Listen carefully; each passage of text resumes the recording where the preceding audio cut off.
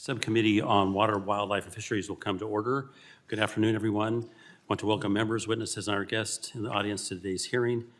Without objection, the chair is authorized to declare recess of the subcommittee at any time. Under Committee Rule 4F, any oral opening statements at hearings are limited to the chairman and the ranking minority member. I therefore ask unanimous consent that all other members' opening statements be made part of the hearing record if they are submitted in accordance with Committee Rule 3.0. Without objection, so ordered.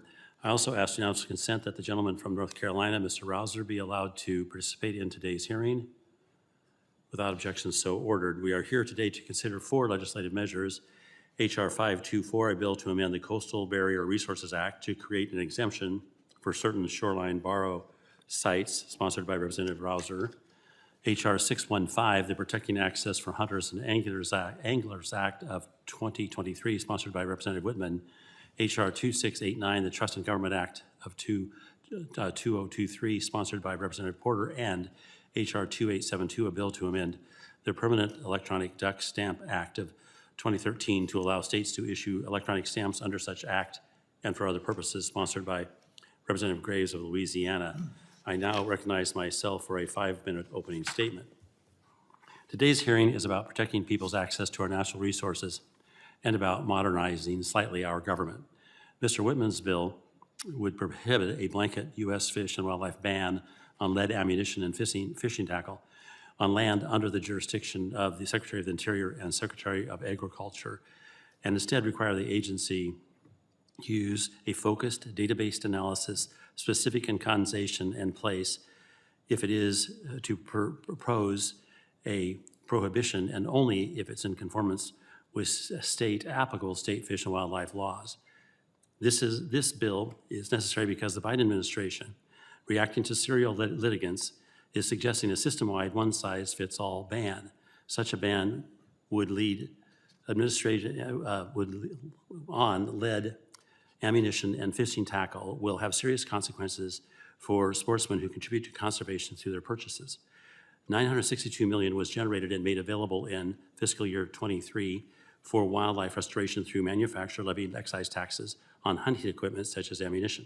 $425 million was generated and made available in fiscal year 23 for fisheries conservation through manufacturer levied excise taxes on fishing equipment. Non-lead ammunition alternatives cost on average 25% more than traditional lead ammunition. Increased costs will limit sportsmen's participation and will decrease such revenue for conservation. State fish and wildlife agencies and sportsman groups know that hunters and anglers contribute substantially to conservation under the user pays system, and they understand why a blanket ban is unscientific and will drive up costs. That's why they are supporting Mr. Whitman's bill. Mr. Gray's bill, H.R. 2872. State fish and wildlife agencies and sportsmen's groups are also supporting Mr. Gray's bill that would improve upon how waterfowl hunters obtain federal duck stamps. The duck stamp is a user pay system that has generated over $1 billion for conservation since its inception. The current system allows for a hunter to buy a stamp electronically, but only during a 45-day window. This is an improvement from the antiquated system, but this bill would allow a hunter to use the electronic means of purchase for the entire season. This will make it easier for people to purchase duck stamps and bring the duck stamp program fully into the 21st century. Ms. Porter's bill, H.R. 2689, would require that the Department of the Interior issue permits electronically. This is a broad mandate that would impact all agencies at the department, so we look forward to hearing how the administration would implement this bill.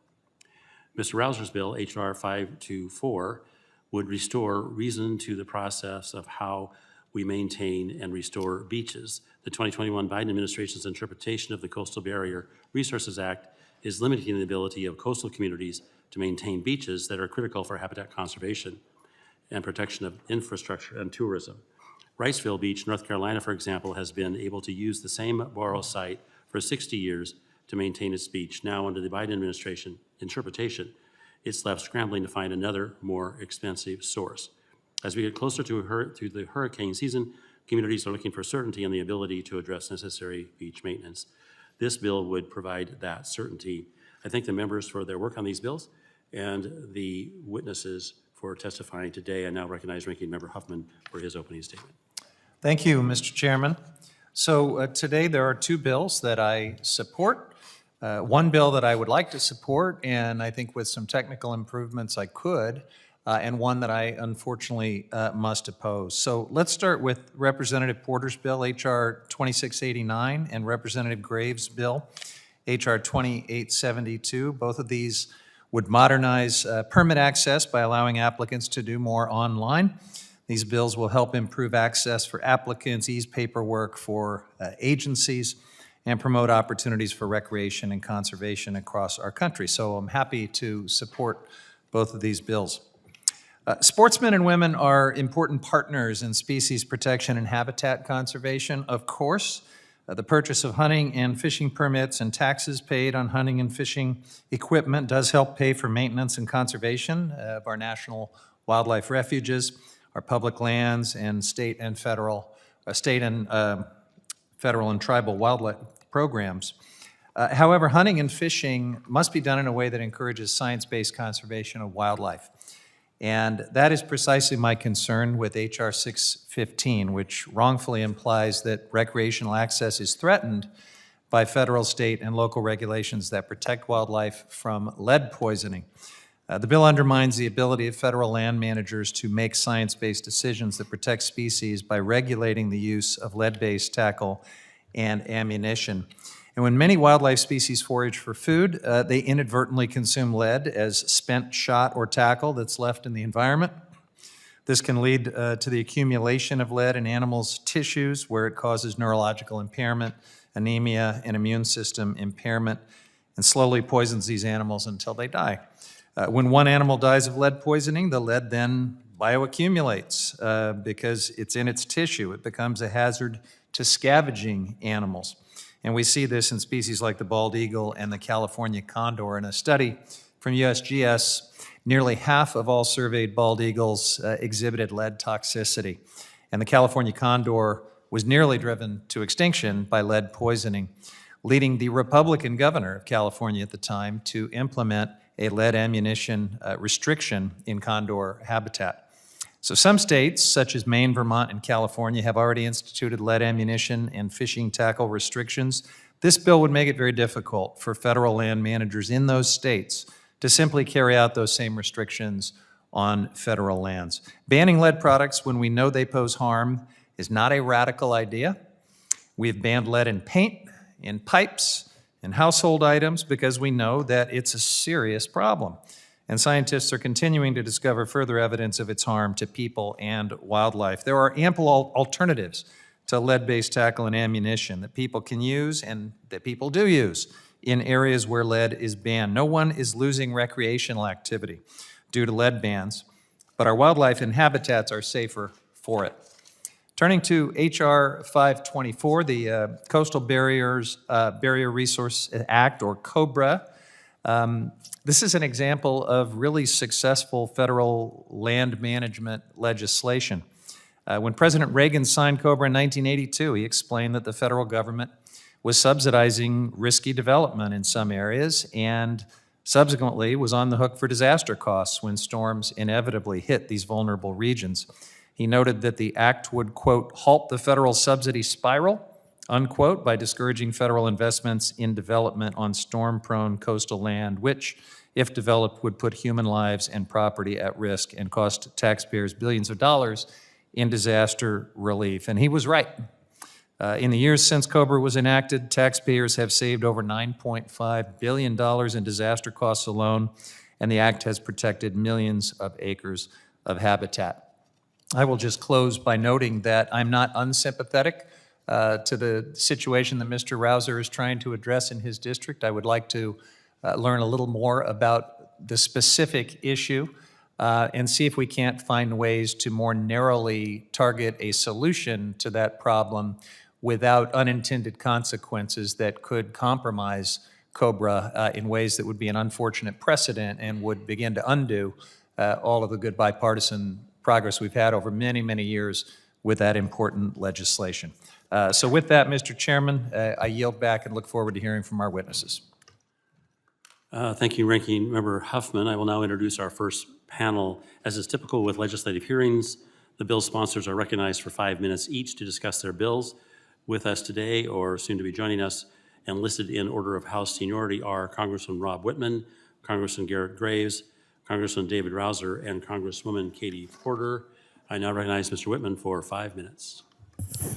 Well, thank you, Mr. Chairman. I appreciate you bringing up today's bill, Protecting Access for Hunters and Anglers Act. Let's make no mistake about it. There are instances where we see conflict with lead and wildlife. That's clearly been taken care of with banning lead shot for hunting waterfowl. But the other instances where we are going to carte blanche provide the opportunity for the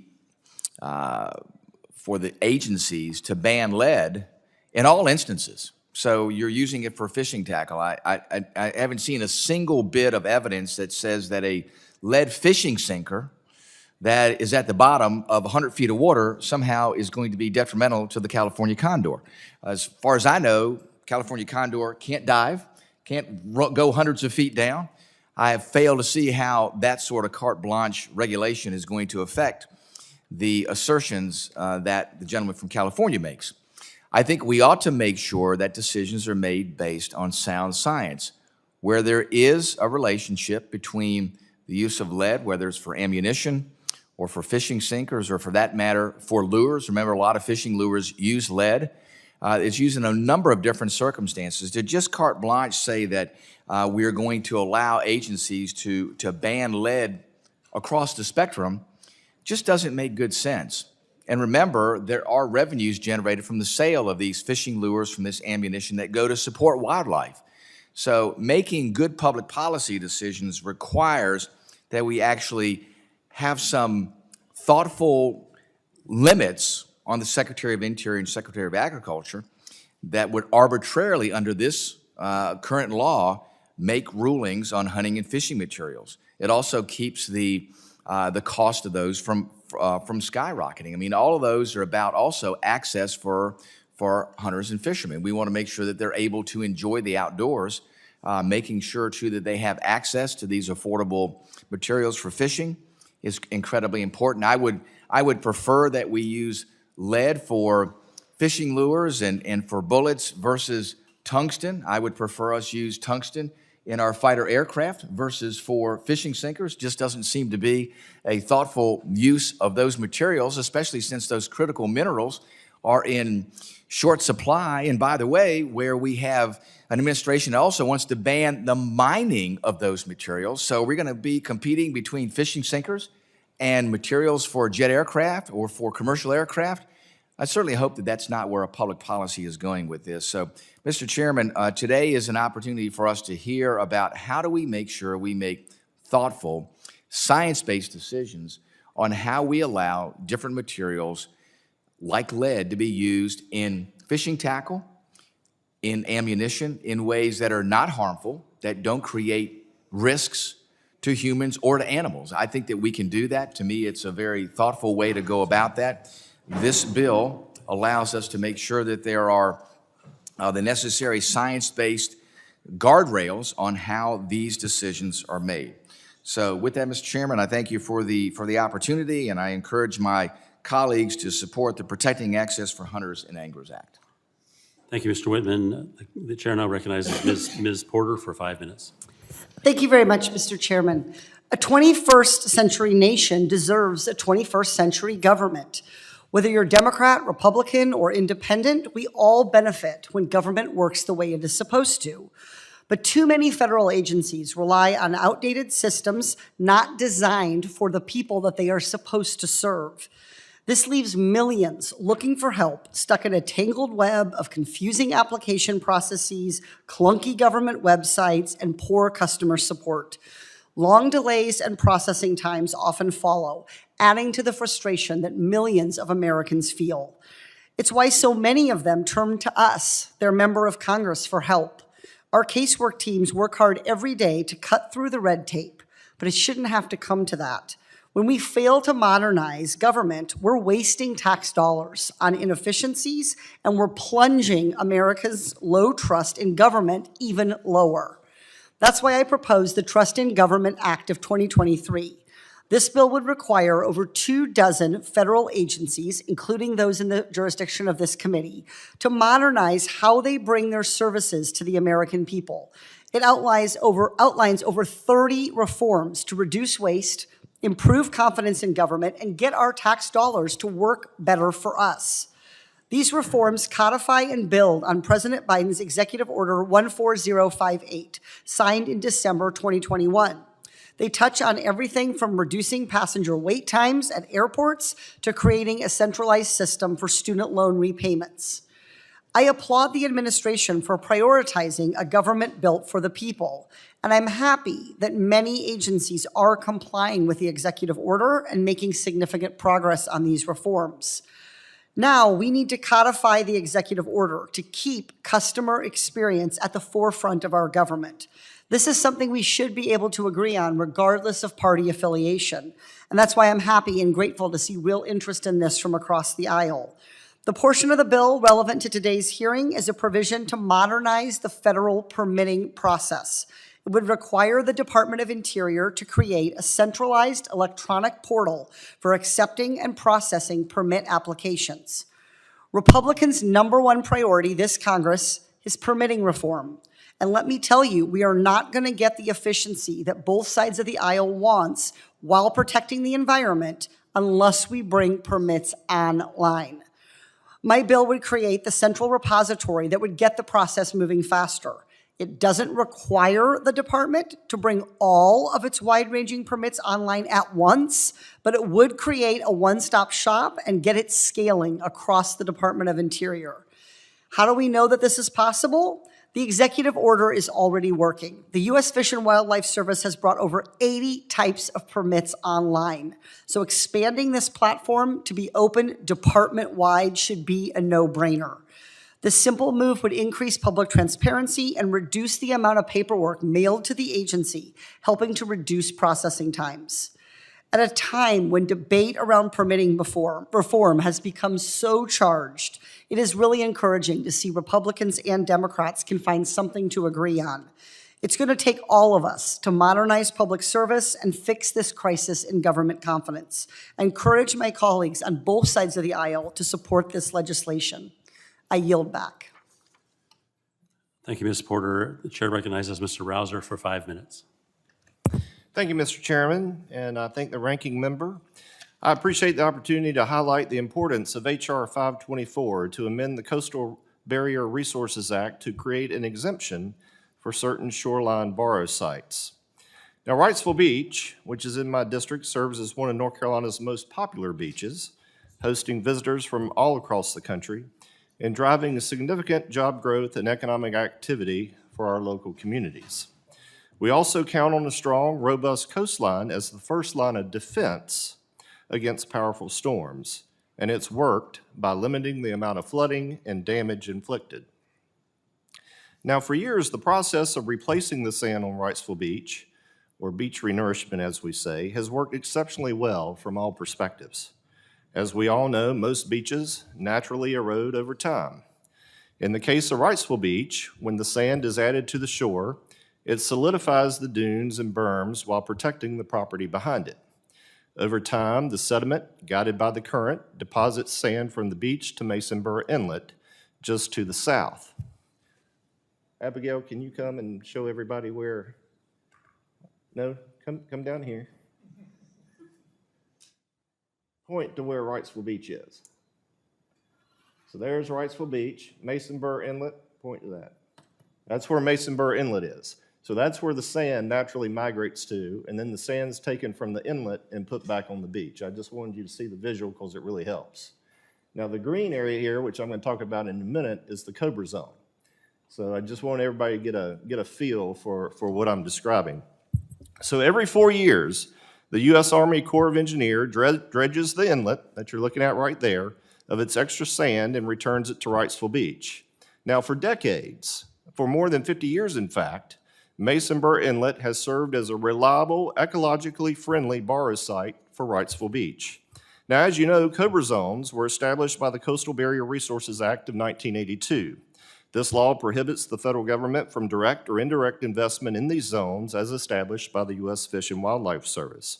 The Masonburg Inlet exists within that Coastal Barrier Resource System, Unit L09, the 50-plus year borrowing source for Wrightsville Beach, which you can see on the map.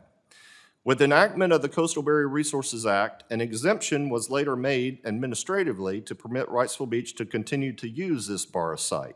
The Corps made permanent this exemption in 1998. Now, in 2019, this issue came up for review, and then Secretary David Bernhardt reaffirmed this exemption. However, the Biden administration later reversed it, with the effect of prohibiting sand from being used from its traditional source, despite the decades of precedent.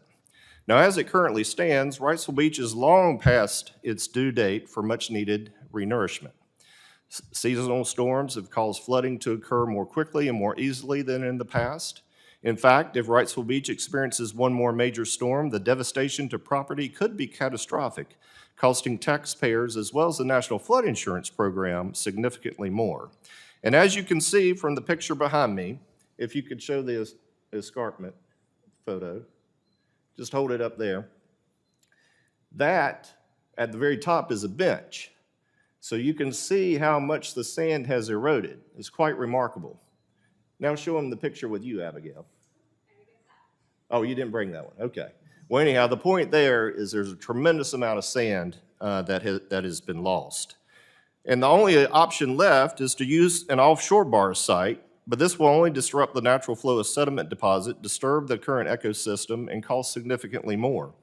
Furthermore, Masonburg Inlet is going to continue to be dredged for navigational purposes, so it makes no sense not to use that sand for its traditional purpose of renourishing Wrightsville Beach. Now, ironically, the offshore site identified for the beach has been found to have thousands and thousands of towers interlinked now by rusty old chains that the Fish and Wildlife Service put out in the 1970s to try to create a fish estuary. Imagine that. Filtering through tires and other debris to provide sand for renourishment obviously creates its own set of problems. So HR 524, long and the short of it is, it fixes this problem in a very common sense fashion by creating the exemption, making that permanent, which has been practiced for 50 plus years. It saves taxpayer dollars. It does not disrupt the ecological environment, which, by the way, the birds love it there at Masonburg Inlet. We've got an ecological system that works really well. There's no need to disturb it. Mr. Chairman, and additionally, I have 11 local officials and entities that have sent letters of support or have passed resolutions of support for this bill. I ask unanimous consent to have those inserted for the record. Without objection. And with that, I yield back my time. Thank you for testifying. I'll introduce our second panel. Mr. Matthew Strickler, Deputy Assistant Secretary for Fish and Wildlife and Parks at the Department of the Interior in Washington, D.C. The Honorable Darrell Mills, Mayor of Wrightsville Beach, North Carolina. Mr. Brian McClinton, Undersecretary for the Louisiana Department of Wildlife and Fisheries in Baton Rouge, Louisiana. Mr. Timothy Whitehouse, Executive Director of Public Employees for Environmental Responsibility in Poolesville, Maryland, and Mr. Todd Atkins, Vice President of Government Affairs for the Sportsmen's Alliance based in Columbus, Ohio. Let me remind the witnesses that under committee rules, they must limit their oral statements to 5 minutes, but their entire statement will appear in the hearing record. To begin your testimony, please press the talk button on the microphone. We use timing lights. When you begin, the light will turn green. When you have 1 minute remaining, the light will turn yellow, and at the end of 5 minutes, the light will turn red, and I will ask you to please complete your statement. I will also allow all witnesses to testify before member questioning. I now recognize Mr. Strickler for 5 minutes.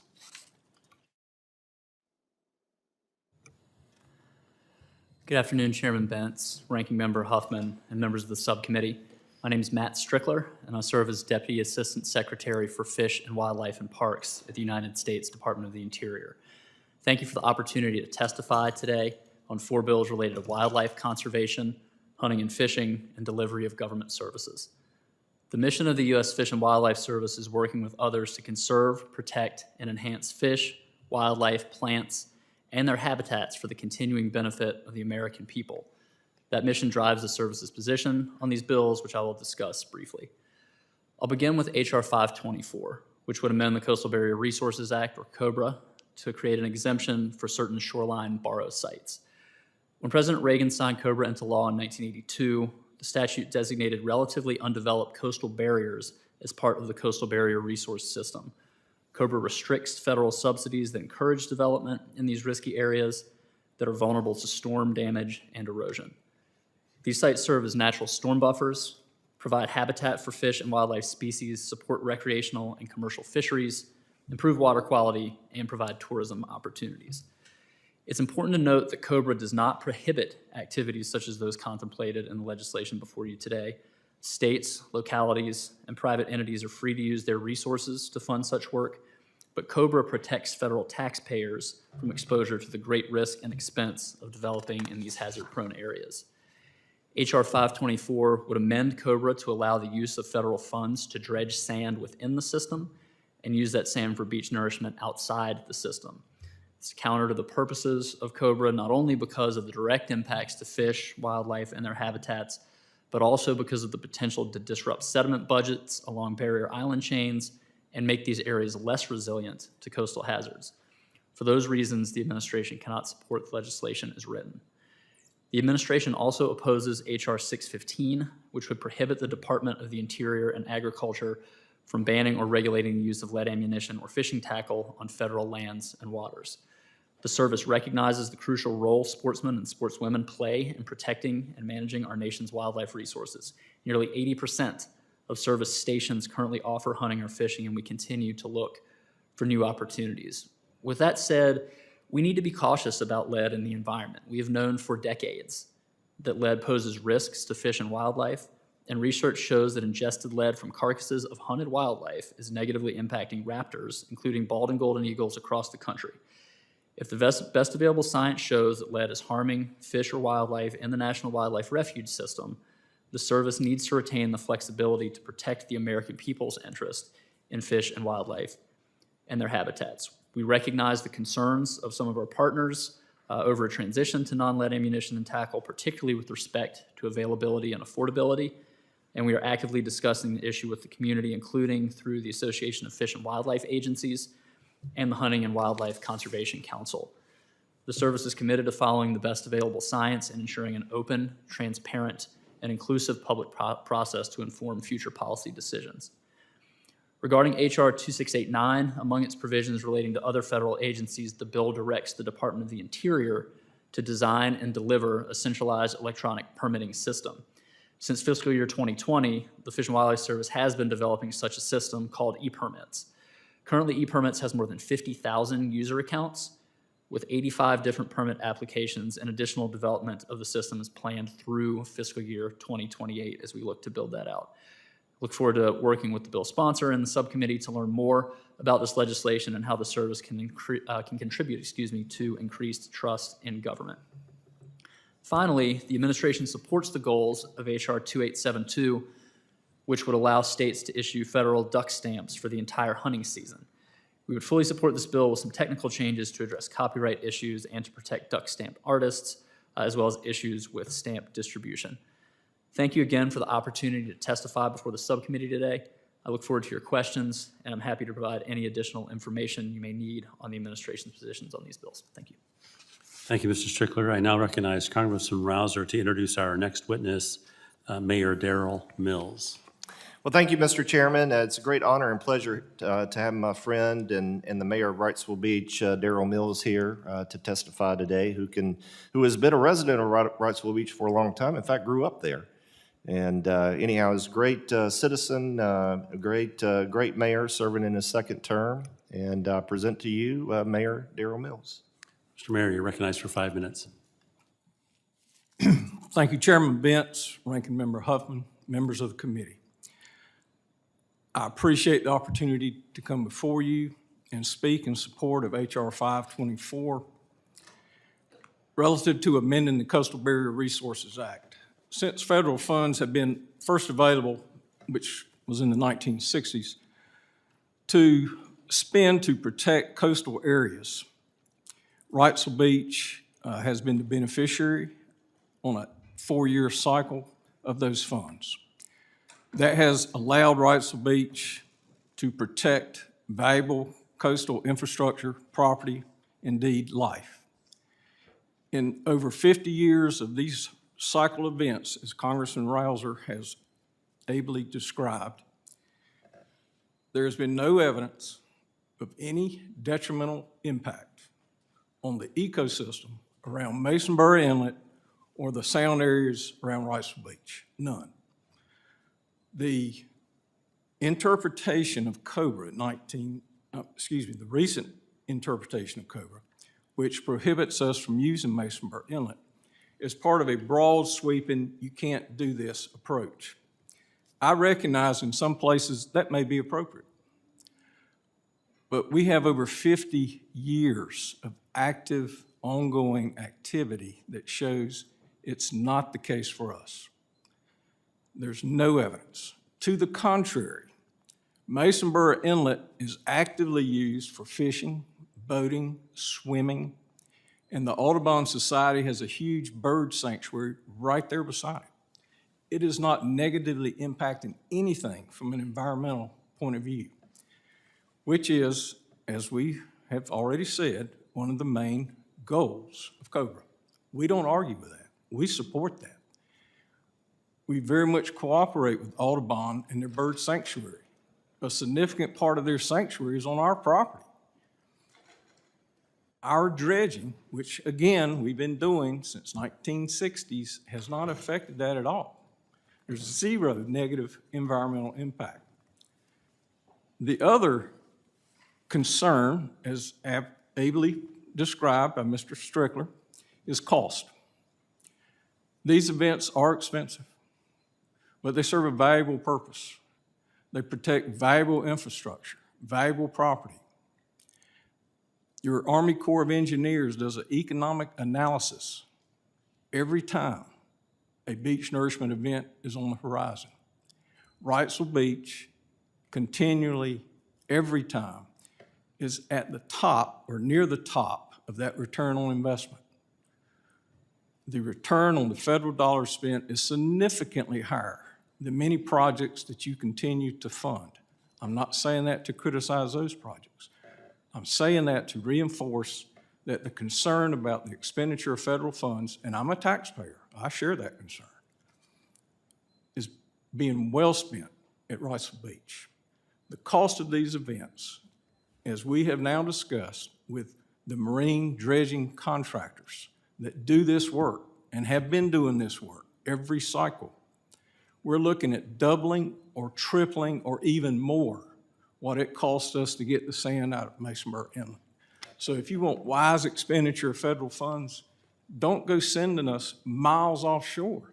Let us continue a proven, logical, expeditious, and efficient system of recycling sand. We recycle Wrightsville Beach, Masonburg Inlet, Wrightsville Beach.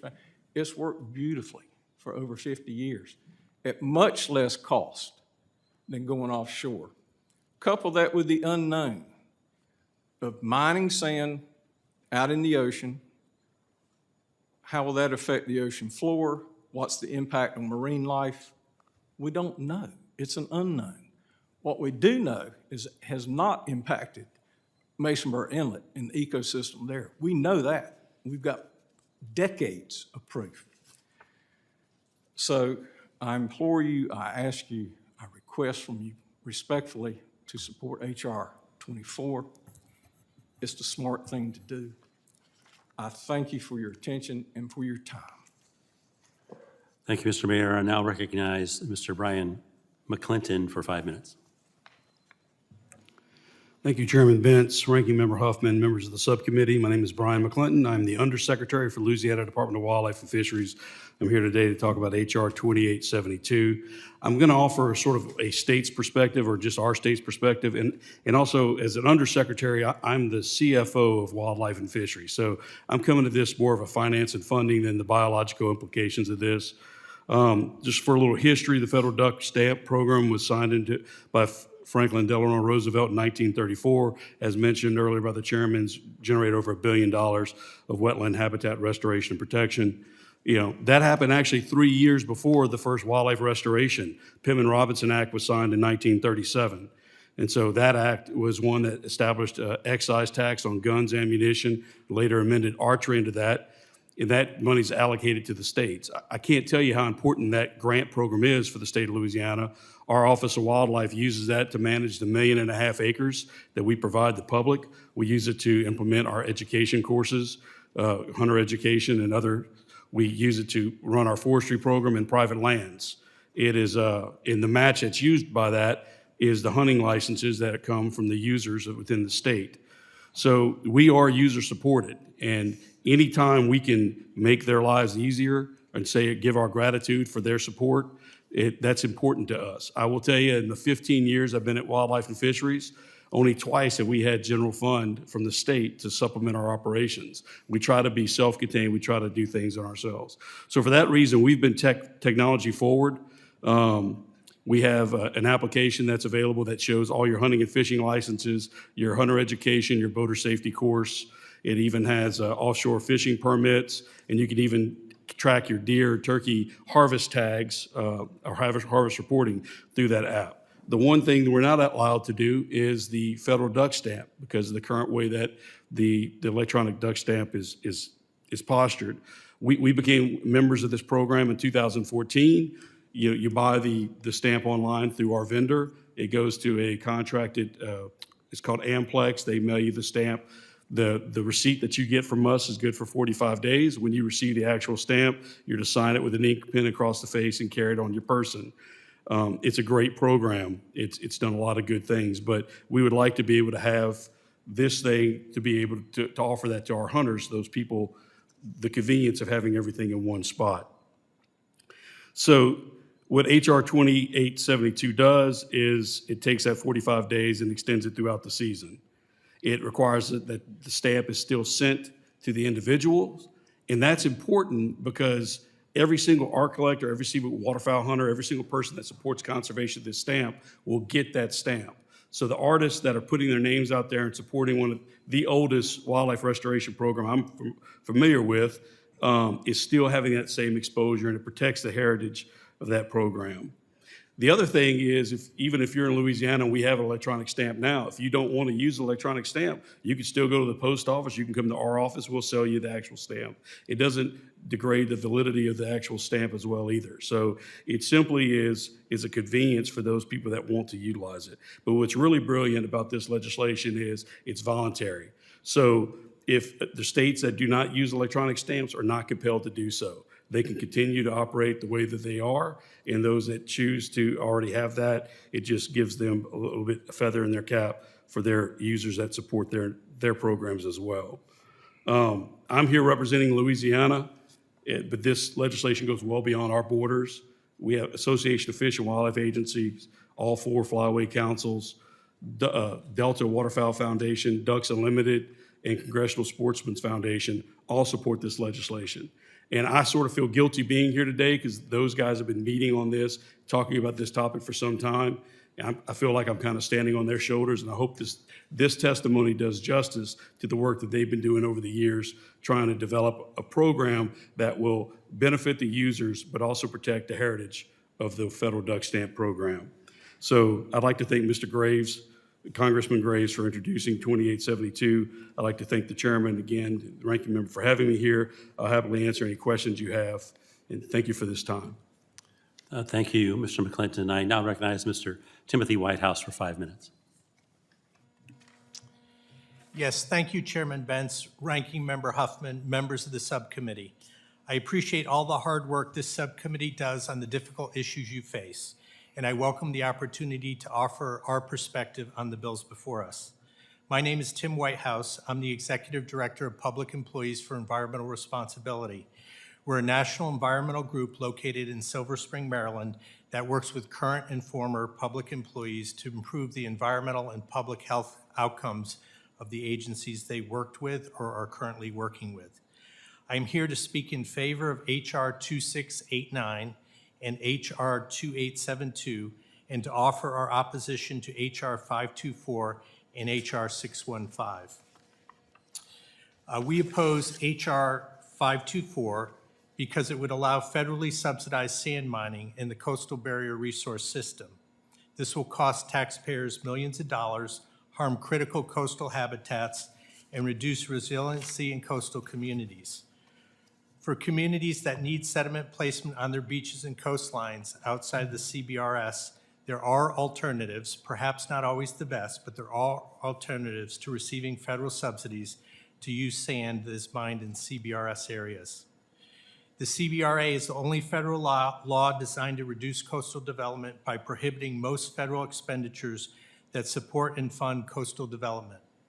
This is an important public policy to protect our coastlines as coastal development costs are skyrocketing and threatening the U.S. Treasury with sea level rise and increased hurricane dangers, which are driving costs even higher.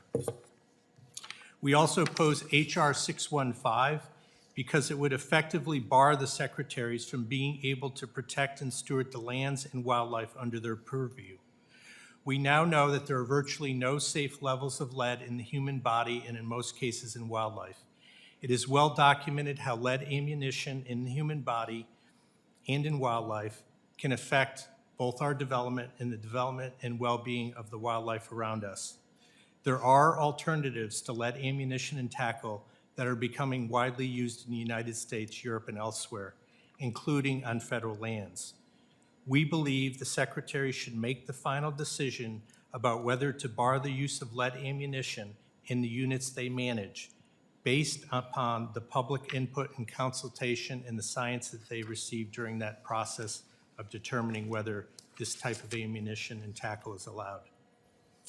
In terms of H.R. 2689, we strongly support it. It would, among other things, require the Secretary of the Interior to design and deliver a centralized, modernized electronic permitting system to accept and process permit applications, and is designed to improve the overall efficiency and management of government operations.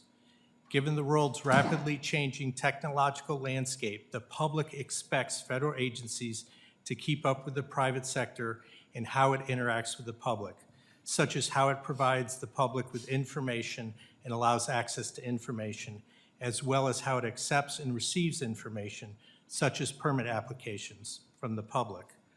Progress is being made. For example, we have noticed that the Fish and Wildlife Service has already done significant work to improve its customer experience by updating its website and making it more accessible, as well as addressing online permitting issues. This act would help accelerate these improvements throughout the federal government. I also wanted to speak in support of H.R. 2872, which would allow the states to issue duck stamps. Hunters have always played an integral part in conserving America's natural resources. The success of the federal duck stamp program illustrates this commitment. Allowing states to issue electronic duck stamps will make duck stamps more accessible to people and help raise revenue that will benefit hunters and wildlife. Mr. Chairman, again, thank you for the opportunity to be here. Thank you, Ranking Member Huffman, and I appreciate the ability and willingness to speak to you about these 4 bills. Thank you, Mr. Whitehouse. I now recognize Mr. Todd Adkins for 5 minutes. Chairman Bentz, Ranking Member Huffman, members of the committee, it's my absolute pleasure to be here today to voice my organization's strong support for H.R. 615, the Protecting Access for Hunters and Anglers Act of 2023. My name is Todd Adkins. I'm Vice President of Government Affairs for the Sportsmen's Alliance. We've already heard a lot about the story I'm going to tell today, and that's a story where hunters and anglers have served as the conservation backbone of this country for now well over a century. I'm not going to go into the details I provide in my written testimony, but H.R. 615 provides critical safeguards that Representative Whitman talked about when agencies contemplate the idea of banning lead ammunition and fishing tackle, thereby limiting access to our public lands. It's a very simple bill. It's not really complex. It doesn't suggest the answer one way or another on whether or not lead will be banned, but what it says is the science to support that move has to come from the specific site that you're seeking the ban upon. Again, this isn't denying science, this is admitting that we have to put sideboards on it, when, as Representative Whitman said, occasionally you will see justifications thousands of miles away. Now, we've been down this road before. Often in rulemakings regarding the lead issue, Fish and Wildlife Service will cite 1991 as the first year of the nationwide ban on lead ammunition for waterfowl hunting. 1976 is a better year to look at. That's actually the first year of the initial phase-in of lead bans on lead ammunition for hunting waterfowl. 1976.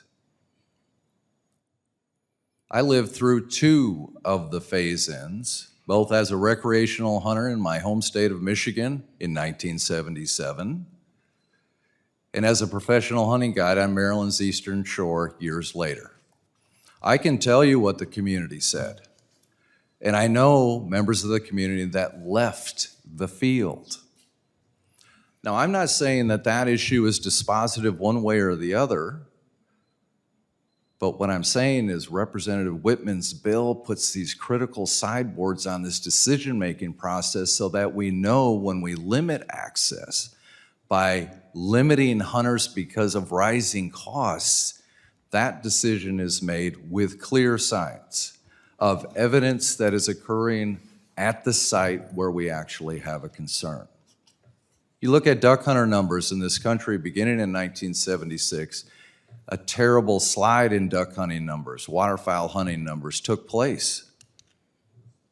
Upwards of 45% over a 15-year period.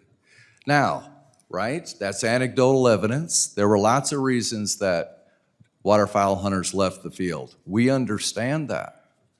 But it's interesting to note that overall hunter numbers peaked in 1982 while waterfowl hunters had been dropping off the face of the map because the initial phase-in of those lead bans was 1976.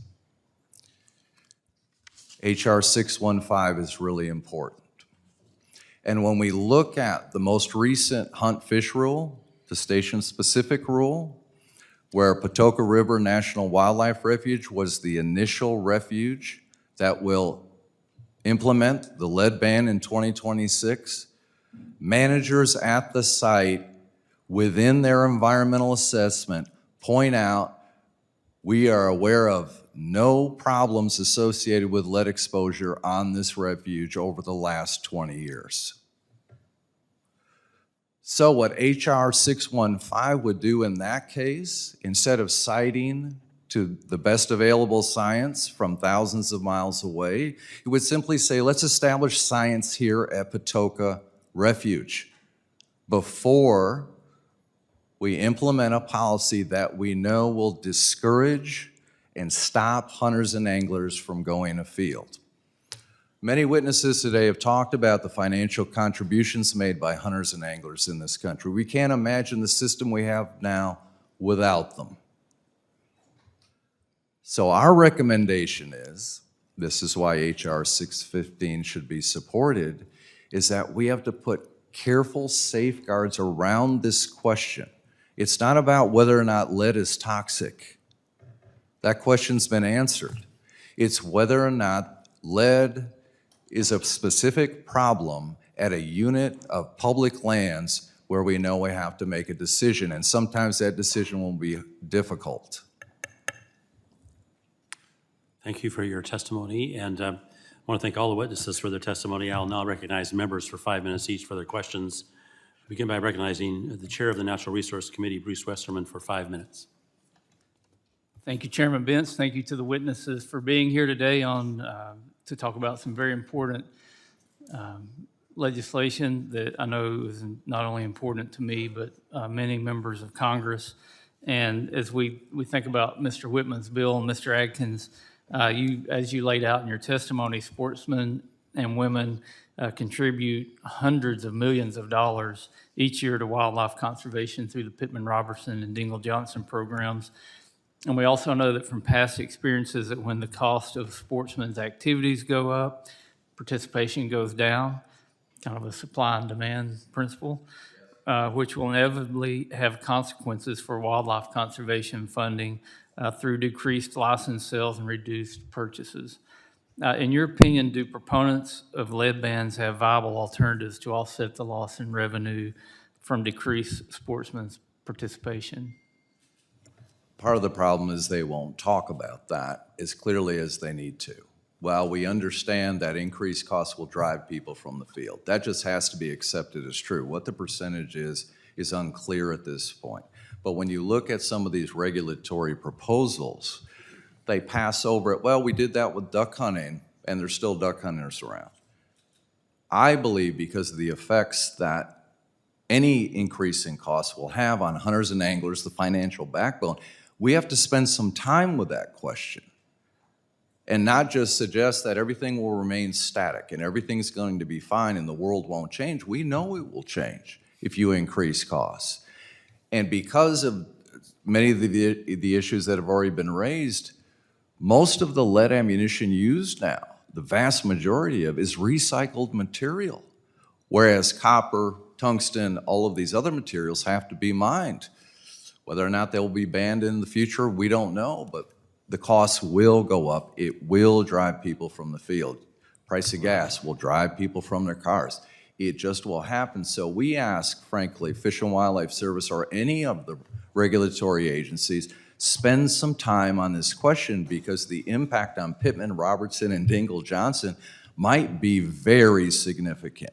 Right, and just to go into this a little bit deeper, you talked about the incredible North American model, the American model for conservation, and how that's been copied in other places. Just explain again why hunting and fishing are, listen to me, fishing are important for the North American model. Well, as I point out in my testimony, we don't like to talk about good news a lot. It's just the nature of the news cycle, right? But at the end of the day, we can rejoice in the North American wildlife model. Now, some groups may disagree with me, but we can rejoice in that story. And it started in the late 19th century. And hunters and anglers were part of that story, a central part of that story, where we moved into this new kind of ethos of conservation and being conservation-minded, with hunters and anglers agreeing right from the get-go, we're going to be part of this, and most importantly, we're going to be a financial backer of this entire system. So citizens throughout this country now enjoy these abundant fish and wildlife resources and access to public lands and state agencies that do great work for all of us. Hunters and anglers have been there every step of the way. Right. And a lot of Americans don't even understand that. So our central point is, if we are going to purposely raise the cost, putting the toxicity of lead on the side, we have to understand there will be other costs we have to take a look at. I wholeheartedly agree, and I'm going to have to move on. And I'm adamantly opposed to blanket lead bans on national wildlife refuges, and I think it's going to hurt the system. Mr. Strickler, I wanted to ask you quickly, in your testimony, you expressed reservations about this bill's requirement that Fish and Wildlife Service would need to consult and follow what states are doing when it comes to ammunition use. That requirement makes sense to me, so hunters aren't stuck trying to navigate through a patchwork of regulations, and since states are the primary fish and wildlife agencies. It also runs contrary to the Fish and Wildlife Service's proposal that Congress granted the ability to enter into good neighbor authority agreements, which is something I think we really need to work on in Congress. I'm running out of time here, but do you, the vegetation management, you're saying that good neighbor authority is more about vegetation management, but I would say vegetation management is habitat management, which is recovering wildlife. And we talk a lot about RAWA in this committee, and we want to do a new bill, but I would probably propose to call it RAHA, Restoring America's Habitat Act, because that will do more to restore wildlife than anything else. And I'm out of time. Sorry I didn't get to the question. I yield back. Thank you. The chair recognizes Ranking Member Huffman for 5 minutes. Thank you very much, Mr. Chairman. Mr. Strickler, I'd like to start with you on this issue of COBRA. And again, I'm not unsympathetic to the situation that the mayor and Mr. Rouser are describing. I'd like to find them a way to reliably and cost-effectively and sustainably get the dredging and sediment management that they need. But why is it so important that we do that in consultation with federal agencies so that as conditions change, we make sure that we're getting it right over time? Ranking Member Huffman, thank you for the question. I come from the state level most recently, and when I was down in Virginia, part of my job was the coastal chief resilience officer for the state, and obviously we had a lot of coastal area in Virginia, a lot of COBRA zones, and a lot of vulnerable coastal habitats, and those are obviously very important, not just to protect coastal communities, but to protect fish and wildlife resources that recreational and commercial operations depend on. And so I think it's critically important that we have good consultation, good communication between folks who are doing projects that involve dredging and beach nourishment and agencies that are responsible for protecting wildlife and wildlife habitat. And the flip side of that is if you create a blanket carve-out even for one area, that is sort of an ongoing lack of consultation, and might you run into situations where circumstances change and impacts that didn't used to be there are suddenly present, and you might have to modify things, and consultation can make that all work together? Am I missing something? No, sir, that's spot on. These are very dynamic systems, and like you, I don't take Mayor Mills's comments and concerns lightly here. These are challenging circumstances for coastal communities, but we need to make sure that we are managing these systems in a responsible way that doesn't have unintended consequences. Okay, let's talk about lead. My understanding of this bill is that it's a rather sweeping prohibition on using restrictions on lead on these federal lands, refuges, BLM lands, Forest Service lands. There is a section that provides an exception theoretically, but it seems like an exception that would almost never apply. You would have to have unit-specific studies with unit-specific impacts, narrowly tailored in your restriction to that unit only, and it would all have to be blessed by state wildlife officials and consistent with state laws. Talk about why that would be problematic from the perspective of federal land and resource managers. Yes, sir, thank you. First, let me just say, the states are critical partners in the work that the Fish and Wildlife Service does in general, and specifically on the National Wildlife Refuge System. And we work very closely with the states to align rules and regulations to make things simple for the public. But at the end of the day, there's a national interest in these conservation lands, even if they are located within a state or straddle a couple of states that we need to be cognizant of, and that the Fish and Wildlife Service has a responsibility to steward those lands. And so, partnering with the states is one thing, having to ask them for permission is quite another. Yeah, one other limitation on that exception that I saw is that I believe the finding that wildlife is being specifically impaired by lead would be necessary, that it would have to be the major contributor to the impairment of wildlife. We may have situations where other factors have driven an animal to the brink of extinction, and you can't afford to let them be exposed to lead given that vulnerability. Isn't that right? Yes, sir, that's true. All right, well, thank you. Mr. Whitehouse, let me just throw this over to you. Why would such a sweeping limitation on federal land and wildlife managers be problematic?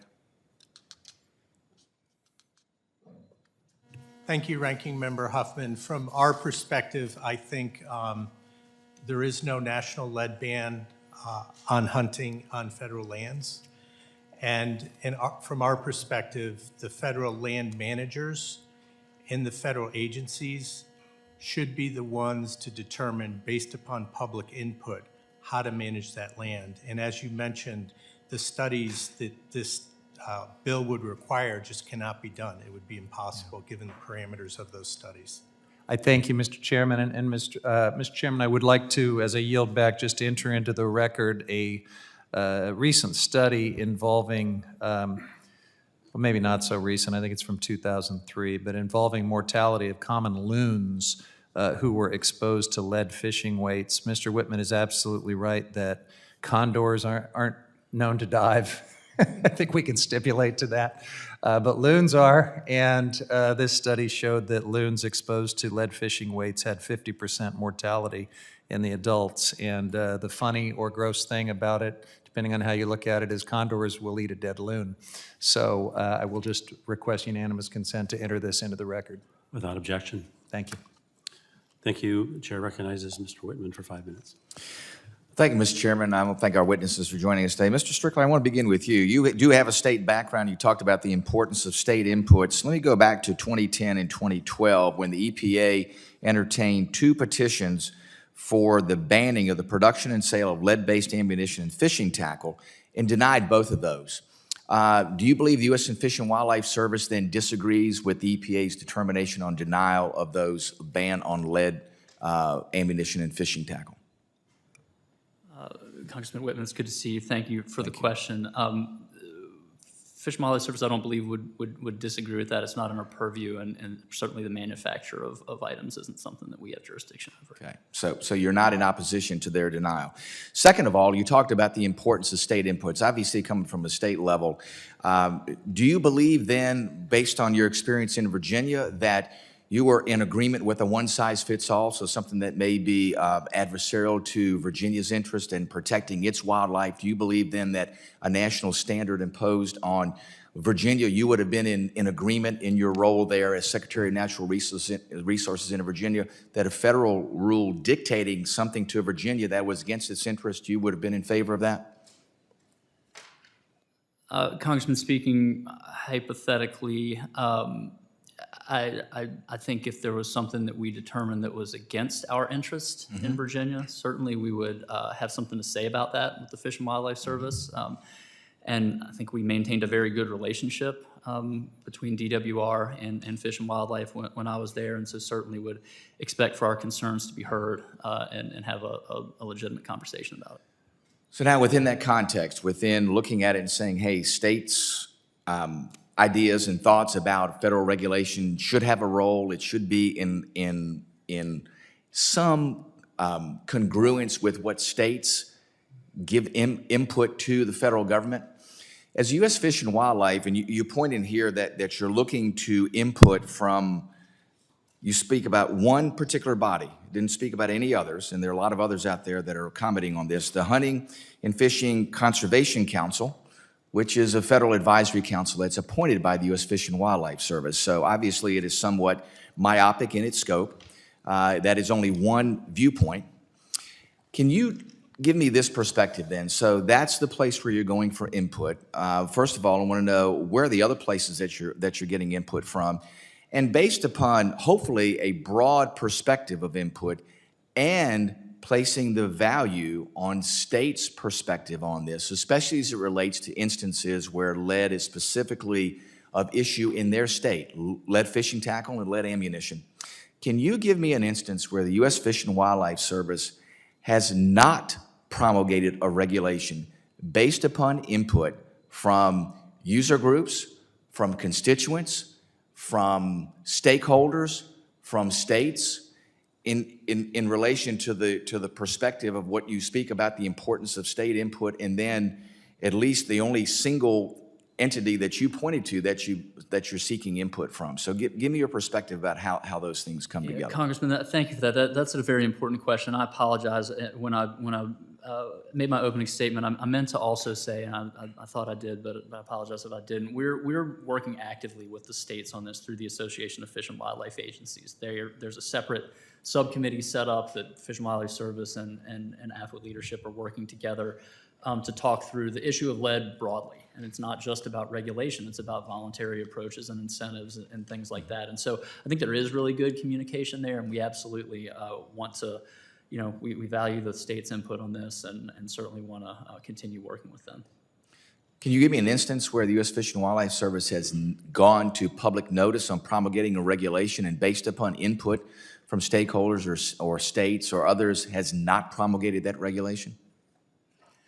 Right off the top of my head, Congressman, I can't give you an example. I know this does happen. So but within that context, then, if you can't point to an instance there and you say, well, we're going to take all this input, yet the input really doesn't make a difference once you go to public notification for a regulation, isn't the outcome sort of predetermined? You go through the statutory requirements of saying, hey, we want your input, but really the input doesn't have any impact on the final promulgation of that regulation. Is that correct? No, Mr. Whitman, I would disagree, and we'd be happy to get you a list Well, if it's- for the if- record of those instances.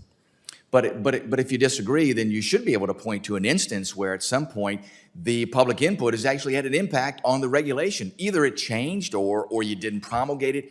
I'd love for the record for you to give us back an instance where there's been some change to a regulation or the non-promulgation of a regulation after it's gone to public notification. We'd be happy to do that. Thank you. Thank you. With that, Mr. Chairman, I yield back. Thank you, Mr. Whitman. Chair recognizes Ms. Porter for 5 minutes. Thank you very much, Mr. Chairman. My bill includes permitting reform.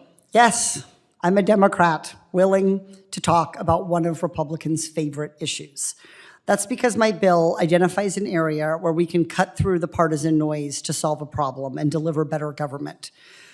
Mr. Strickler, we all fill out applications. When was the last time you applied for a job with a handwritten application or hired people with a handwritten application? Representative Porter, it has been quite some time. Quite some time. My son Luke has to fill out college applications coming up. Do you think he'll do them on paper or will he do them online? I'd certainly hope we'll do those online. Me too. The government needs to catch up to the rest of the world here. I fill out my kids' permission slips for 5th grade field trips online. We certainly ought to be able to marshal the resources of the federal government to do most types of permitting online. Whether you're applying for a fishing license or a drilling permit, you should be able to fill that out pretty easily online and then submit an electronic application, keep track of the status of your application. This is a common sense reform for the Interior Department, and we know this because you all at Fish and Wildlife, U.S. Fish and Wildlife Service, are already creating the model to do it.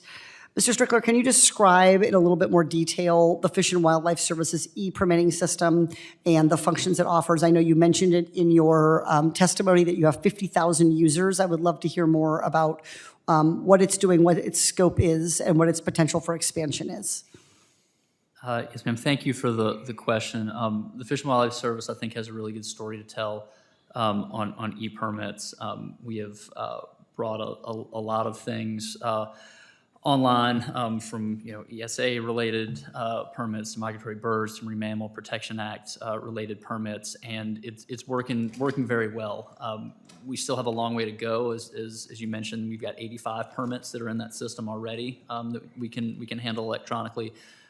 There's certainly more where that came from that we need to continue working on, but we started in 2020 with a request for $1 million appropriation. We got that, put it to good use, and have come back every year since with requests for additional funding to continue to take things online. So we're continuing to work on that, and hopefully we'll get everything digital soon. And when people get a permit, if it comes with an associated fee, is that able to be processed online as well? My understanding is that yes, for the permits that we have available online, that we can do online fee processing too. Yep, and that online fee process, by the way, saves tax dollars. It's cheaper and easier to pay, and it creates efficiencies and reduces waste. You said that you would think the U.S. Fish and Wildlife Service has a positive story to tell here. What is holding back? What steps would other departments at Interior need to take to do what you have done at Fish and Wildlife Service? Well, I think this is something that bureaus across the department are looking at. Some are farther along than others, but it's something that like all of our bureaus recognize we can always do better, right? We can always be more efficient. and I think they're moving in the right direction there. I don't have details on the other bureaus, but certainly can get back to you with the answers. I mean, here's what my bill would do. It would basically direct each responsible bureau and agency to do an accounting of what all permitting it even does, and then to assess which of those permits, once it's got the list of all of the stuff that it does and it gets it all in one place, to look at which of those could be most easily transferred into an e-filing service and to begin to prioritize those that are easier. Speaker Kevin McCarthy has said, quote, "We can streamline permitting and still protect the environment. That's a goal worthy of the number one." Has bringing permits online streamlined the permitting process at Fish and Wildlife? Yes, absolutely. And again, the speaker wants to streamline permitting while still protecting the environment. Would you say that as you've brought permits online, you have still been able to protect the environment? Yes, ma'am. So last question, does bringing permitting online undermine NEPA, the ESA, the Clean Water Act? Does it change the standard, the substantive standard of review for the permits? No, it does not. If it is truly our number one priority in Congress to streamline permitting while still protecting the environment, it can start with my bill. Let's bring this legislation to a markup, let's get it passed through the House, and let's build upon the successful work at Fish and Wildlife Service, and let's extend it to other agencies and other bureaus and departments within the Department of Interior. I yield back. Thank you, Ms. Porter. Chair recognizes Mr. Carl for 5 minutes. Thank you, Mr. Chairman. Mr. Strickland, did I hear you say you were an old Coast Guard?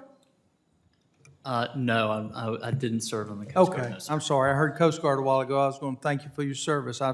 Coasties are big in my community.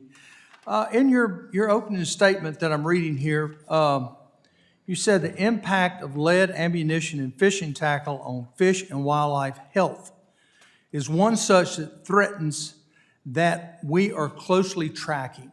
You say you are closely tracking.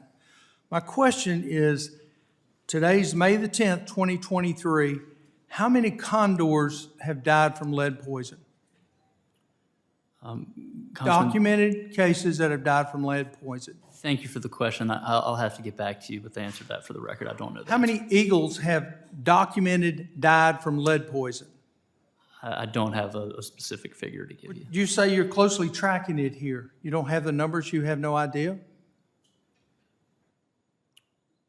I don't have the specific numbers of the deaths of those particular animals, no. So you came here to argue that we should not try to get in the way of lead being taken away from the American hunters and fishermen, but you don't know how it impacts the group that you're saying is impacted the most. That doesn't make much sense, Mr. Strickler. I'm sorry.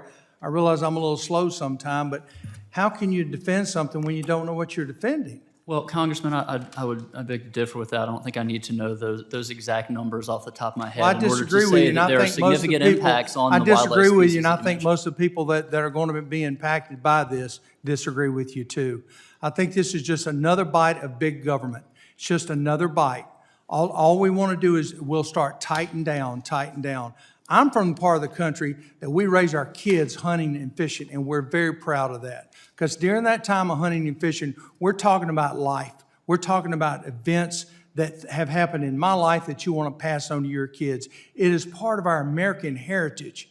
And to step out there and say lead is the problem, oh, just federal property. Can you guarantee me it's going no further than just federal property? Is there any way you can 100% guarantee me it will go no further than federal property?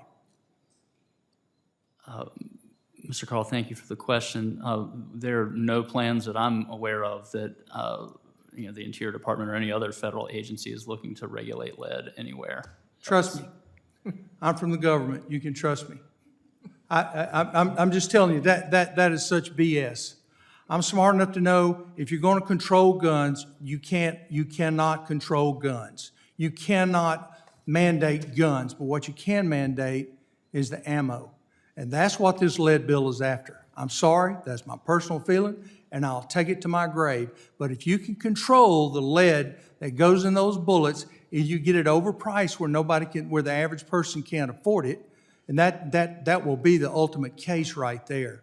You price people out of it. But let's go back to my feelings. I mean, our kids. I mean, I've got a daughter that we've elk hunted on federal property with lead bullets. You're telling us we can't go back and elk hunt? I've got sons that have elk hunted with lead, because there's not a lot of federal property in Alabama. I've elk hunted with in Colorado. We can't go back out hunting on those areas because of, you think lead's going to kill animals and you can't tell me how many it's killed? Come on, Mr. Strickler. You can do better than Congressman, that's not what we're telling you at all. And you know, I would say, you know, I grew up fishing, and I don't hunt because I don't have time or money to do both. I think we probably really like each other outside of this committee room. We can maybe show each other a thing or two. I'm going fishing this weekend. I'm probably going to use lead. And so it's something that we all have to work through together. It can be an environmental concern, but it's something that's an important question in the sporting community that we need to have a serious conversation about. I'm running out of time, and I think you need to have conversations with some of these groups. I think you're missing the true importance of what this banning the lead means.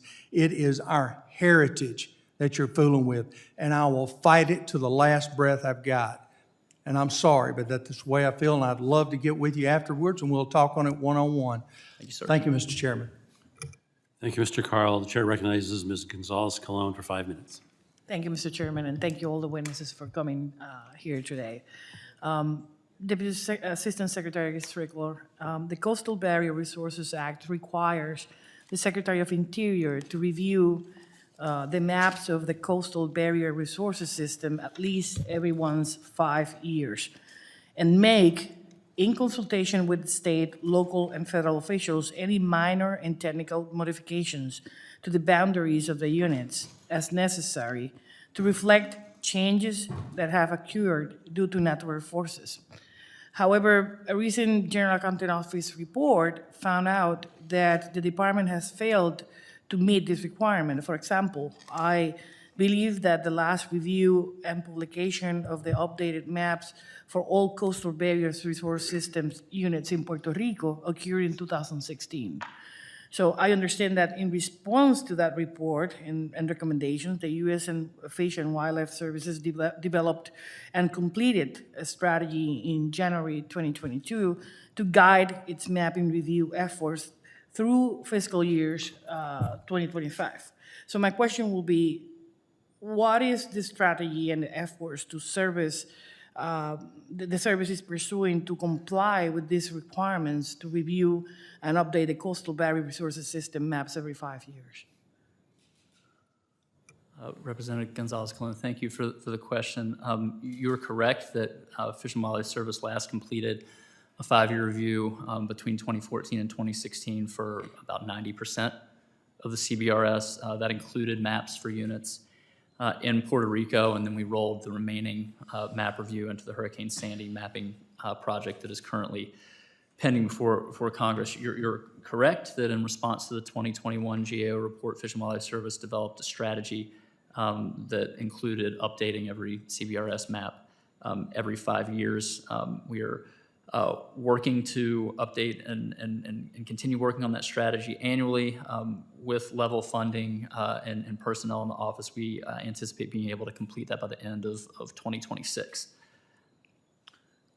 So I understand that the service completed the 5-year review of boundaries for units in 8 states last November: Michigan, Minnesota, Mississippi, North Carolina, Ohio, Texas, Wisconsin, and 10 units in South Carolina. And that additional areas are planned for the 5-year review from 2023 to 2025. My question would be, does the service anticipate it will have conducted 5 years review for all areas under the system by the end of 2025? Thank you for the question. We're currently in the process of conducting the review for the second batch of states. That's Georgia, Maine, the Great Lakes states, New York, and some units in Louisiana and Florida. This year, 2024, will be another batch, which will include Puerto Rico units. We are, again, hopeful that by the end of 2026 that we can get through all of these. So I really appreciate if you can share with the committee a list of the plan areas that will be reviewed each year from 2023 to 2025 later on. We'd be happy to get you that. Thank you. I yield the balance of my time to the chairman. Thank you for the yield, and since Mr. Rouser has a bill in front of us, if with your permission, I'd like to yield your time to Mr. Rouser. Thank you very much. Mr. Strickler, I don't know if you had a chance to read the bill, H.R. 524. I assume that you did. But no, we all have a lot on our plates and we can't remember everything. But sometimes it's helpful to go back and actually look at the verbiage in the bill. So I'm going to start on line 8. Subsection E, borrow site. Section 5 shall not apply to expenditures or financial assistance relating to the use of funds to use a borrow site located within the system if such site has been in use as a borrow site by a coastal storm risk management project for a period of more than 15 years. Now, does that sound like a broad-based exclusion?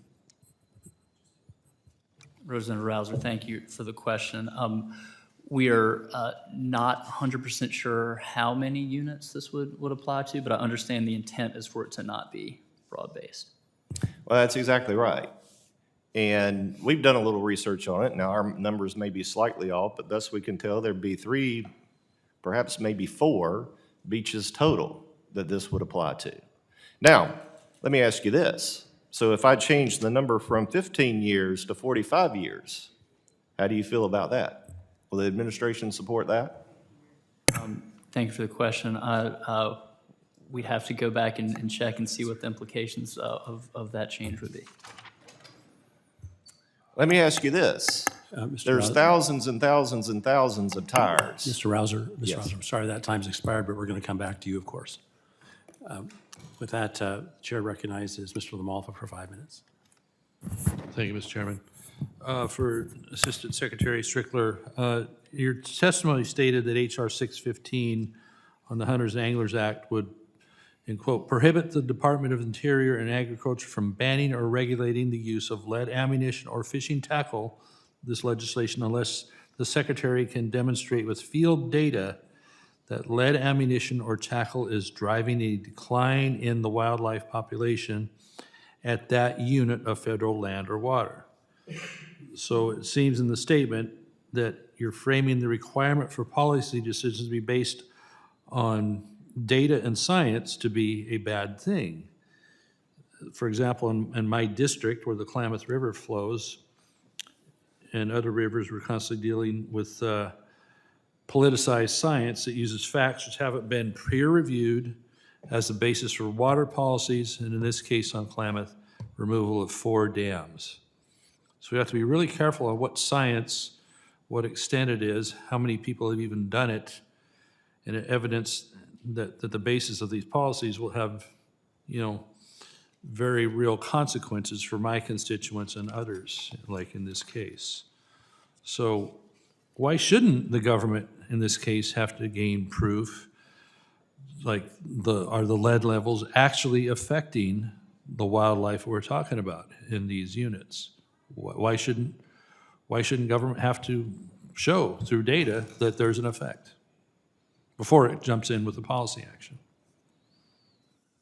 Representative Lamalfa, thank you for the question. So I think the best way that I can answer this is to just say, scientists are able to use their skills and the data that they have available to draw conclusions that are scientifically valid, even if they don't have data from a specific place. So for example, if a loon is eating lead shot that it gets off the bottom of a lake in Maine, we can expect that behavior from a loon in Michigan as well. And so if we have the data from Michigan, we can apply that data to Maine, and that's scientifically valid. And so that's the kind of stuff that you're seeing used as best available science in these cases. It's not that we don't have data on the species or on the species behavior. We just might not have it for a specific piece of ground. But if the species behavior is the same across the landscape, then we can use that science. So by that measure, we would ban things that have not reached a level of action across the board. If there are potential, if they've done it somewhere else, if you had a fuel spill somewhere that greatly affected a body of water, if there's a potential of a fuel spill somewhere near a different body of water, then it's like we should ban all fuel. That's the same kind of logic. I'd have to respectfully disagree that that's the same logic. We wouldn't be banning the use of fuel, we would be banning fuel spills, which you're not allowed to spill fuel, obviously. So by this measure, even though you might not have nearly the level of lead shot or lead tackle in a particular area, you would go ahead and ban it if there's been shown no effect on the wildlife in a particular zone or unit. No, I don't think that's true. That's what we're dealing with. That's what the bill's trying to head off, is that a unilateral decision by an agency to just ban the use. It's been going on, when the first lead ban was going on in California, I was a state legislator. Oh, we're only going to do it in the area of the condor, which was 1/4 of the state of California. And I talked to my colleague at the time, Mr. Knopf, it was his name, and said, when is this going to turn into a ban on the whole state? Because this is what always happens. Oh, no, we're also going to contain it to condor habitat.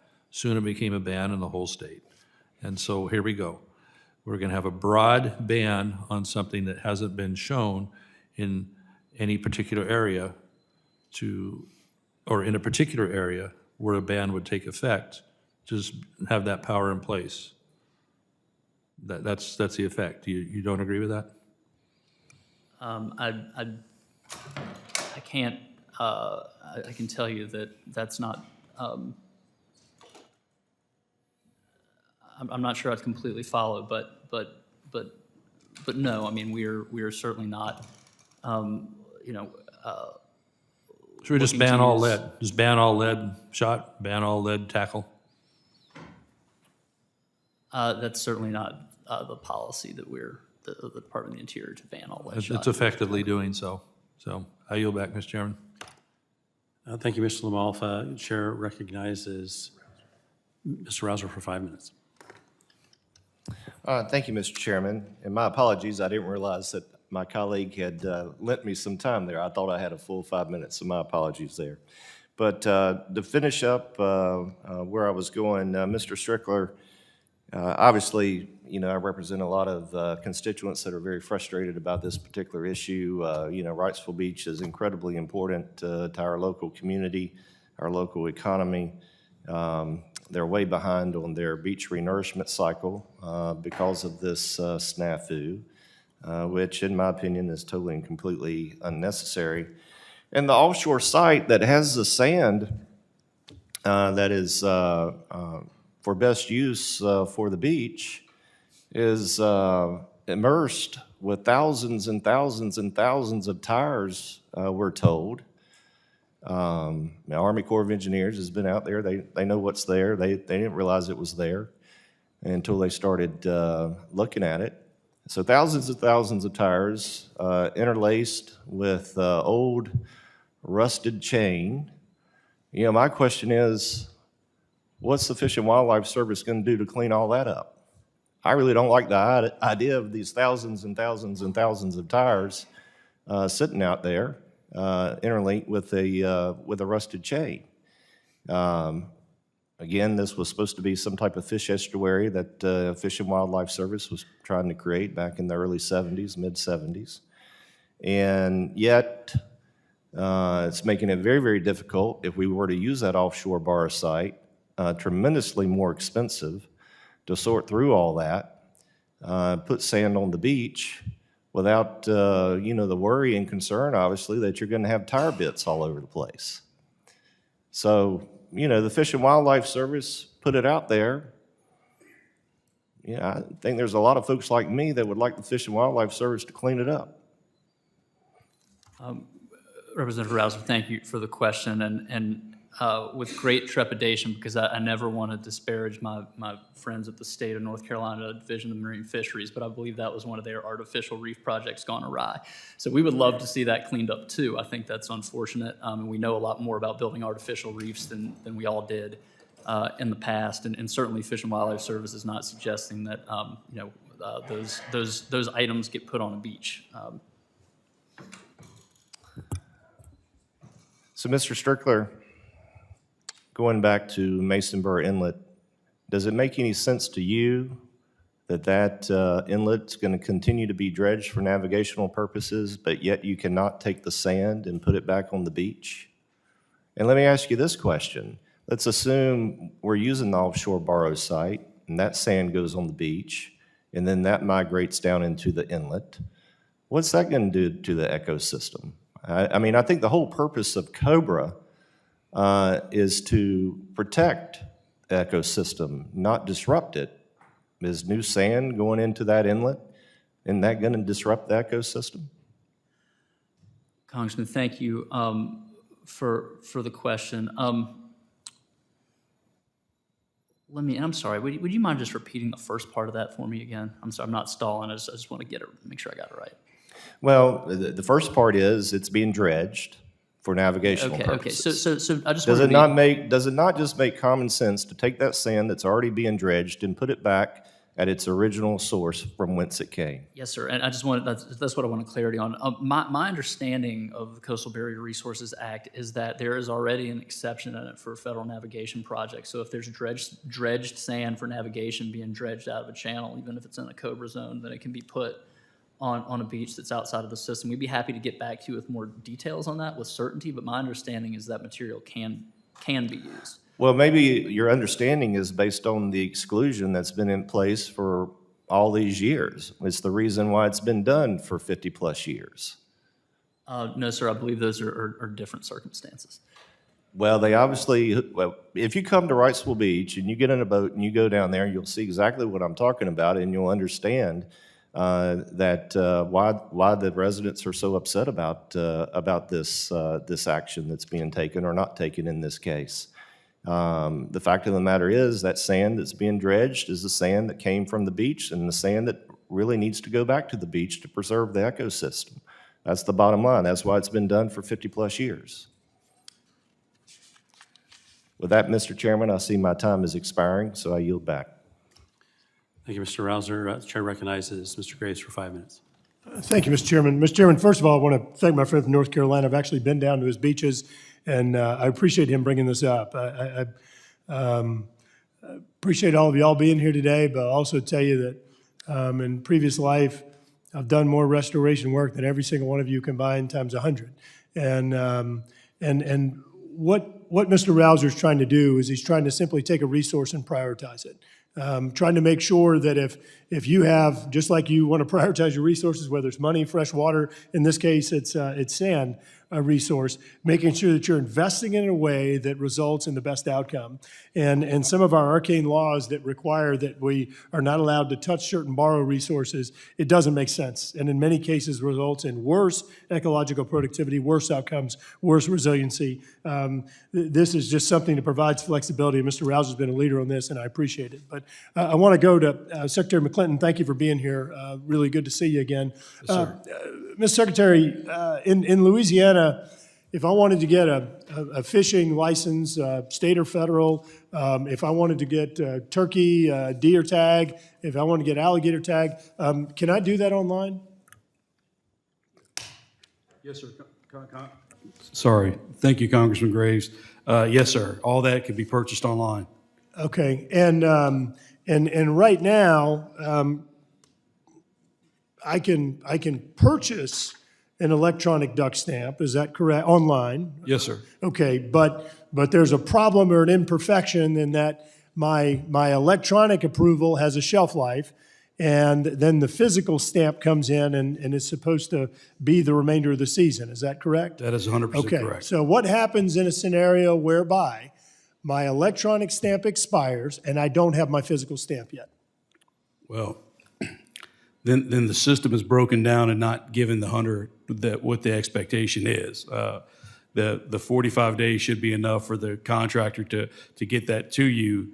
I hope that's not happening because that's sort of the system that we have here. So I guess that individual would go out to a post office and buy a secondary stamp But that, I know that's not the intent of the law. The law is, the program is established, to provide that for those individuals to buy that, and then also support the wetland restoration and reacclimation of wetlands across this country.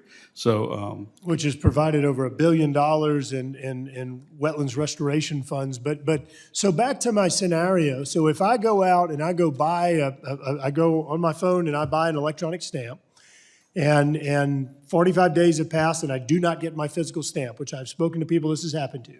So I have two options. I can go out and I can go hunt non-compliant, and I can risk getting myself in trouble.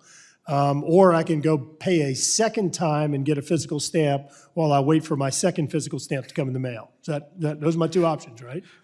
yes, sir. You could either order it online again, or you could go to a post office. Oh, yeah, I guess I could order it online again. Yep, I Yeah, can do that yeah, too. you can do that. Do In the other either 45 case, days. buying twice or hunting non-compliant. Well, you couldn't buy it from our state because our system's not going to let you sell it twice. So, yeah, you'd have to go to Mississippi or Arkansas to buy their online permit. So But yeah, gosh, so I would potentially even be obstructed from complying. Yes, sir. Yeah, so our bill, what it does, HR 2872, bipartisan legislation, and it simply says that your electronic stamp gives you a valid or hunting electronic permit through the season, and then your physical stamp, which I want to be clear, I want to protect the physical stamp. I love it, the artwork, the whole process I think is amazing, and we certainly want to protect that. I assume that's important to you as well, protecting the physical stamp.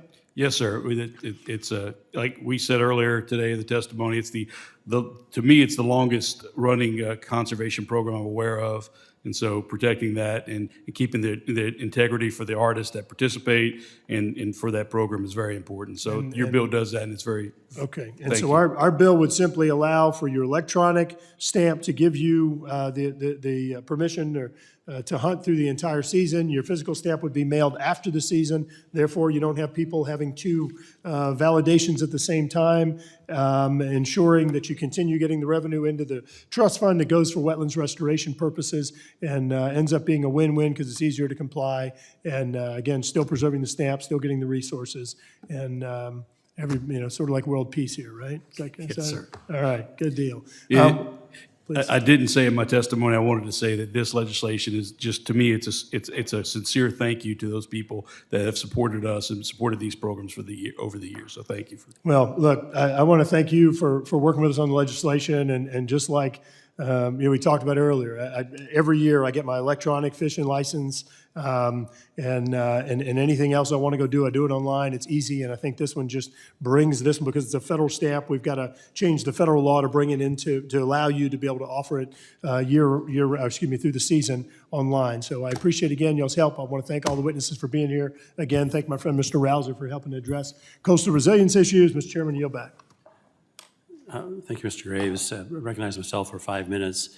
Mr. Mayor, you made reference to the value of some homes and other infrastructure that might be harmed by virtue of not having the sand back. Can you give us a rough estimate of what losses you're worried about incurring? Give us a number. Thank you. Thank you, Chairman. What I was referring to is Riceville Beach we have roads, utilities. Is your microphone on? Oh. I was stealing, I'm sorry. He's taking my time. Thank you, sir. What I was referring to, we have utilities, roads, telephone, cable, electric, all sorts of infrastructure, water, sewer, as well as the actual homes, commercial businesses. We're talking hundreds of millions of dollars worth of property. And how soon do you have to act to avoid that loss? Well, as you could see, we've been on a 4-year cycle, and we're 2 years behind now. And we're looking into emergency funds, because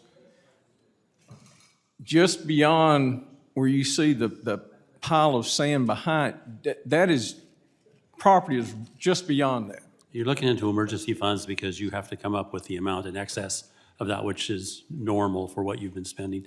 In other words, it's going to cost you more, and you're going to have to get that money from Whom? We are enclosed, there are some streets, if you will, with homes, roads, utility infrastructure, that there's literally at high tide, no beach. You walk to the end, what we call our beach access. Forgive me for interrupting, but I'm I'm going to sorry. have to go to another topic. I just wanted to get it Okay. on the record that you're looking at severe loss if something isn't done. That much is now clear. Correct. I'm going to shift over Yes, now. thank you. Shift over to Mr. Atkins. Mr. Atkins, on page 3 of HR 615, there's been some discussion about the nature of the exception, and I just want to clarify a couple things. First, it appears to me, are you familiar with this language? Am I asking you the proper question? Yes. Okay, so it says the prohibition or regulations as applicable must be consistent with the law of the state, consistent with the policy of Fish and Wildlife Department of the state, and approved by the Fish and Wildlife Department of the state. Now, the concept is obvious, isn't it? That we're trying to be consistent across the entire state when it comes to the type of ammunition you're going to buy. Is that correct? So you don't have to have two different types of ammunition, one for federal and one for state. Is that the idea? I think that's part of the idea, more broadly speaking, and I won't speak for Fish and Wildlife Service, but this is a very traditional relationship in which the state fish and wildlife agencies have traditionally been kind of the first mover when it comes to fish and wildlife management. So this part of the bill, the way I describe it to folks, is to make sure that that long-term, century-long tradition continues. Okay, this time we have to interrupt you and hop Yep. to paragraph 1 of the bill. And it says a decline in the wildlife population. Is that 1 loon? Is that 5 loons? Is that 150 loons? I'm trying to get a concept of decline. What's that mean?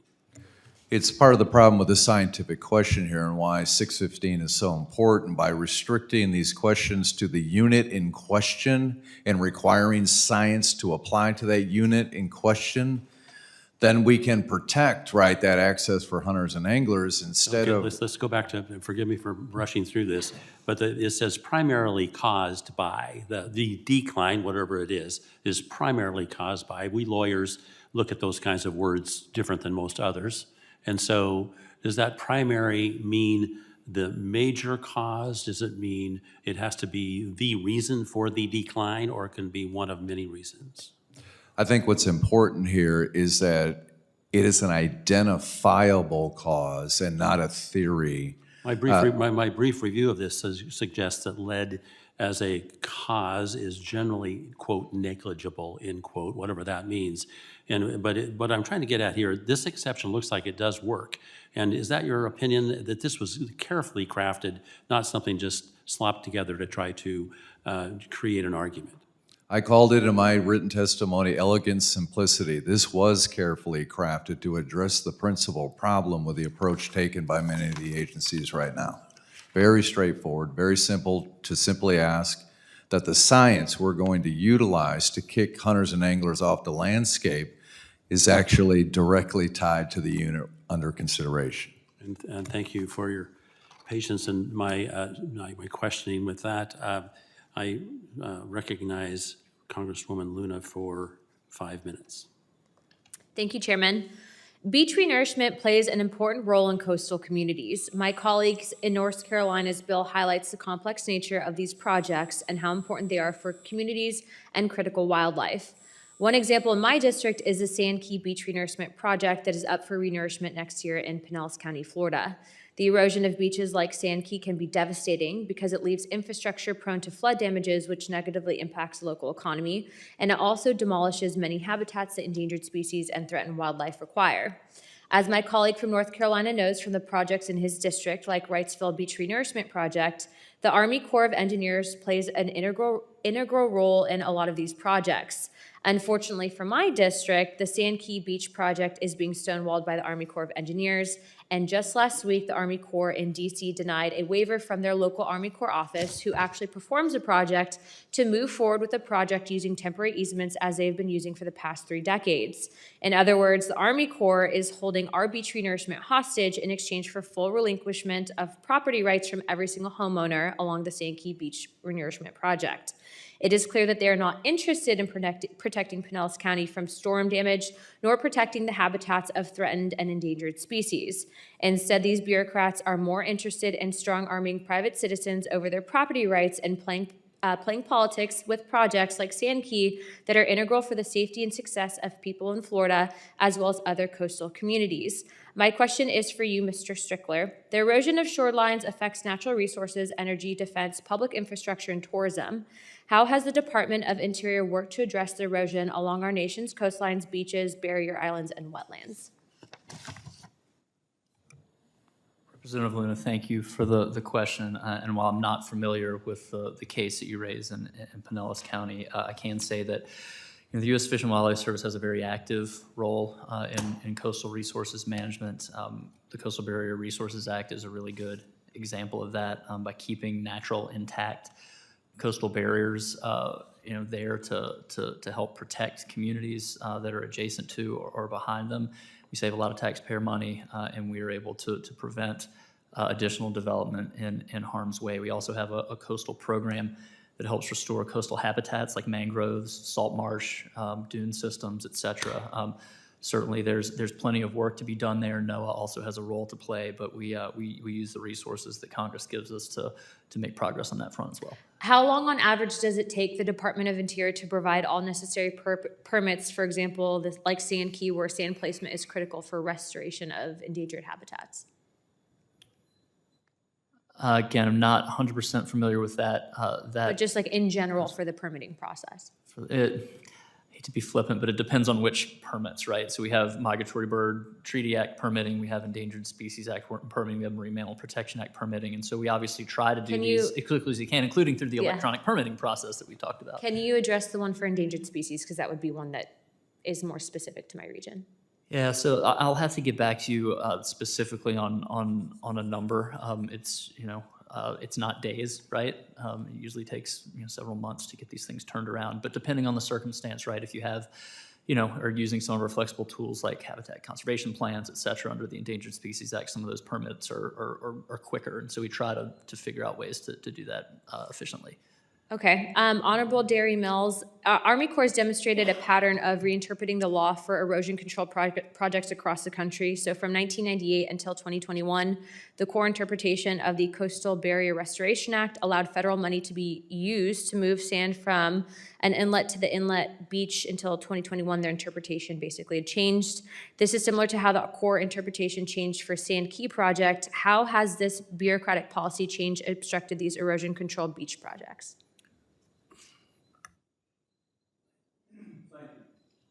Thank you. How's it affected? We can't get any sand. And you can see from the photos that Congressman Rouser supplied, we have severe erosion that is greatly and immediately endangering infrastructure, property, and ultimately life. It's an important barrier for the whole, and with all due respect to Mr. Stickler, the protection that the barrier islands give us can't exist without some help. I agree. And this reinterpretation is killing that for Riceville Beach. Thank you. Yeah, of course, thank you, and I completely agree. The Sandkey project, which is facing similar issues to the issues in Wrightsville Beach, relies on the Army Corps to provide constant maintenance to protect residents, species, property, tourism, and the local common economy from natural disasters. So I just wanted to say thank you very much for you guys being here and testifying to that. I'm over my time, Chairman. I yield my time. Thank you, and I want to thank the witnesses for their important and valuable testimony and the members for their questions. The members of the committee may have some additional questions for the witnesses, and we will ask you to respond to any of those in writing. Under Committee Rule 3, members of the committee must submit questions to the subcommittee clerk by 5 p.m. Eastern Time on May 15th. The hearing record will be held open for 10 business days for these responses. If there's no further business, without objection, the subcommittee stands adjourned.